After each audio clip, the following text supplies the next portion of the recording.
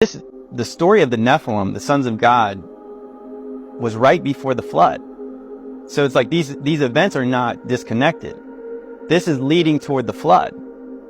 You know, when you grow up in church, you don't really hear anything about the flood except for people were really bad. Okay, what does that mean? Obviously, it's a perspective thing. So what does it mean really bad? Like, why would God destroy the whole earth? There's a reason why God flooded the earth, okay? People don't understand that God didn't just flood the earth because the earth was full of evil, the end. Okay, when you read the book of Enoch and you read the book of Jubilees and Jasher and you read these other ancient texts, you get a more clear understanding of why God flooded the earth. God flooded the earth because there were no more humans left in it.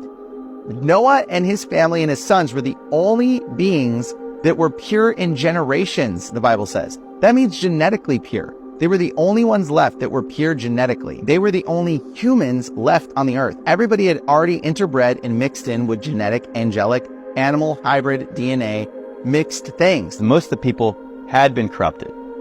They had this sons of God. They had this angel DNA. They were giants. And according to the book of Enoch, they were like cannibalistic. They were horrible. This was what we call the seed of Satan, okay? The seed of the serpent.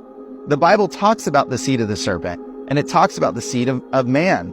This is what it's referring to. These animal, human, hybrid, angelic, perverted creatures of God's perfect genetics. A question that often gets asked, if God flooded the earth to destroy the Nephilim, how were there Nephilim afterwards? Well, I think that this is an interesting question. And there's actually a lot of differing ideas and quite a lot of debate on how this actually happened. Some people believe there was like a second incursion, that the angels came back and did it again. Some people believe, yeah, there was some kind of a sciencey thing they did. They did some kind of a witchcraft, something to bring them back. When Noah's sons chose their wives, they may not have been pure in genetics because they weren't the only ones that were pure in genetics, like the Bible had said. They may have had distant Nephilim, angelic DNA bred into them in some way, because the Bible says that the Nephilim were there in those days and after. So somehow the Nephilim, some remnant of them, survived the flood, okay? And that remnant came on the boat with, I believe, Noah's sons' wives. And they were reintroduced into society via genetic Punnett square random chance that a giant was born out of one of their children.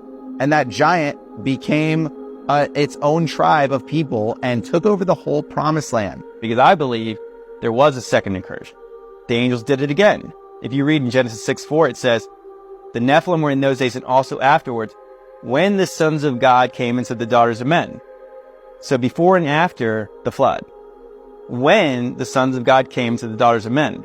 For me, it's hard to believe in the second incursion theory because I believe that God flooded the earth literally to end the first generation of giants. And if there was a second incursion, then that would just bring back the giants again. So I think it had to have come from the genetic gene pool. And also it mentions in the book of Enoch that Michael's talking to Raphael about how the punishment that God put on these first initial angels that slept with the women, it was such a severe punishment, anyone's heart that hears about it would be softened by it.